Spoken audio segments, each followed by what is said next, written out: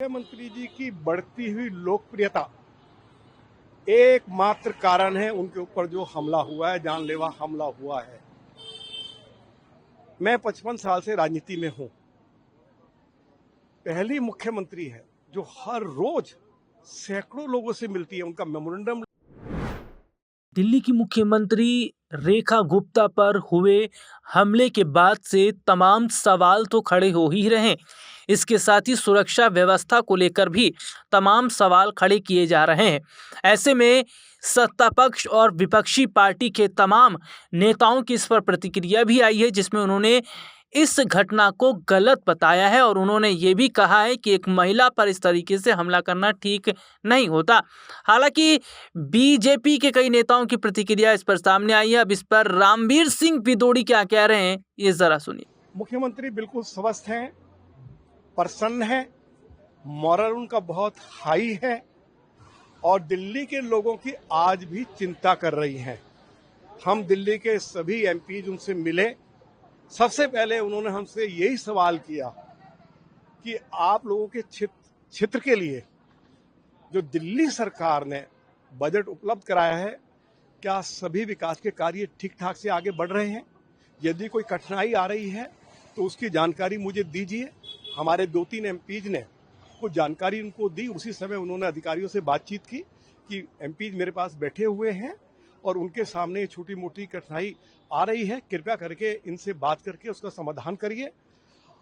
आज भी लोगों से मिल रही हैं और जैसे लोगों से वो मिलती रही हैं, कल से भी उनका रूटीन वैसे ही जारी रहेगा। सर, जो आरोपी है उसको 5 दिन की रिमांड मिली और साथ ही में एक थ्योरी सामने आई थी जिसमें उनका कहना है कि वो डॉग लवर है, भैरव बाबा उनके सपने में आए तभी उन्होंने ऐसा कुछ कदम उठाया। बात ये है, ये मुझे ऐसा लगता है ये सारी कहानी घड़ी जा रही है। मुख्यमंत्री जी की बढ़ती हुई लोकप्रियता एकमात्र कारण है उनके ऊपर जो हमला हुआ है, जानलेवा हमला हुआ है। मैं 55 साल से राजनीति में हूं। पहली मुख्यमंत्री है जो हर रोज सैकड़ों लोगों से मिलती है, उनका मेमोरेंडम लेती है। लोग यदि वर्बली उनको कुछ बताना चाहते हैं, उनकी बात को सुनती हैं, मौके पे अधिकारियों को डायरेक्शन देती है। देखिए, इनकी ये जेन्युइन समस्या है, इसका समाधान करिए। कभी उन्होंने सिक्योरिटी की भी चिंता की नहीं। कई बार लोग मेमोरेंडम देते हैं, कई बार लोग उनके साथ फोटो खिंचवाना चाहते हैं।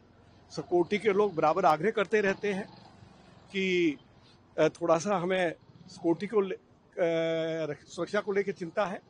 तो कभी भी उन्होंने अपनी सुरक्षा को लेकर कभी भी चिंता नहीं की है। दिल्ली के लोगों की वो चिंता करती है और बिल्कुल स्वस्थ है। आज भी वो काम कर रही हैं और कल से जो भी उनका काम करने की शैली रही है वो जारी रहेगी। अभी सिक्योरिटी रिव्यू भी हुआ है, अब से सीआरपीएफ उनकी सिक्योरिटी का चार्ज लेती है।